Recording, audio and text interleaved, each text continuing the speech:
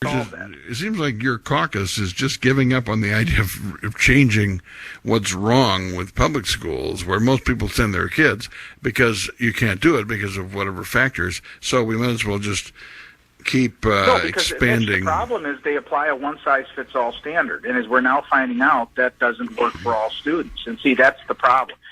Mitch, we got to get beyond. And why is that? Why is that, though, Mike? Why does that happen? Because it's a bumper sticker. Our public schools today apply one-size-fits-all solutions in their schools. They're not meeting the needs. We've seen them dumbing down curriculum to make other schools feel good, other students feel good. We see problems with self-esteem, and the fact that, the critical thinking skills we're talking about, that we're not going to give grades. We're not going to have students. Okay, but we're supposed to have local control, Mike, and we have 426 school districts. We're supposed to have school boards and the most local decide control, that stuff. Mitch, the most local form of local control is called the parent. Right, and we're going to give that parent the ability to make educational choices for their children. There's nothing more local and I understand. Than the parent. Time is short. Stan, we got a question here. Jeff, hi. You're on with Mikey Mikalsen, Senators NASA's Chief of Staff. Hello, Jeff. Hey, Mitch, the biggest myth there is the public schools are failing, and public schools are one size fits all. We know that public schools aren't failing, and we know that one size fits all education doesn't work, which is why we do a million things to make sure that doesn't happen. And so, again, I think it's time to say parents are not going to wait. If your child isn't doing well, you don't care what the school's doing. You're worried about your child. This is another way to give individual parents, which I know Jeff doesn't like because he thinks everybody should be at the control of government, and we should be able to control what they think and how they think it and when they think it. But that's passé. The public has moved beyond that. And that's why these types of programs are popular. As we know, vouchers is popular, open enrollment's popular. Parents are going to like the idea potentially of some form of an educational savings account, again, for specific type of families, maybe not for everyone. But that's why we're looking at it. We're looking at the next phase of how do you empower parents.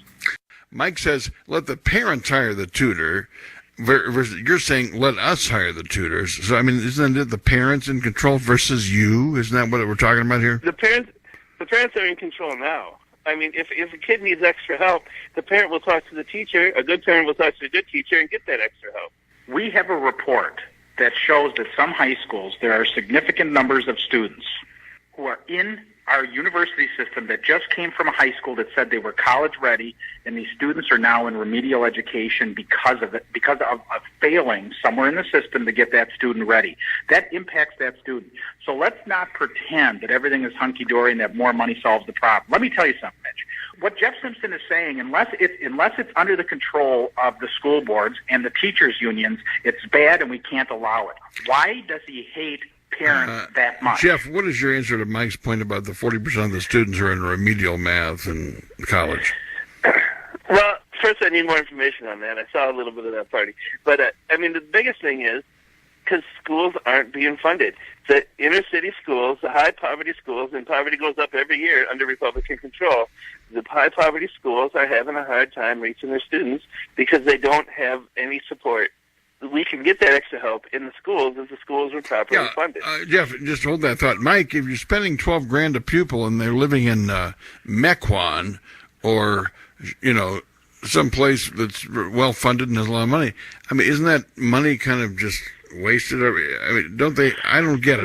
Mitch, let's talk about Monona Grove. I'm looking at the list. 72 freshmen this year in the UW system. 13 students from Monona Grove, 18.1% of the kids at the Monona Grove High School said were college ready, required math remedial education. Now, 18.1%, which to me is high, isn't even the worst. I'm looking at schools all over the state where, again, there were some in the 30s and the 40s, and again, yes, the Milwaukee Public Schools. Yeah, Jeff, that's a pretty biting set of data there, Jeff. Those numbers are big.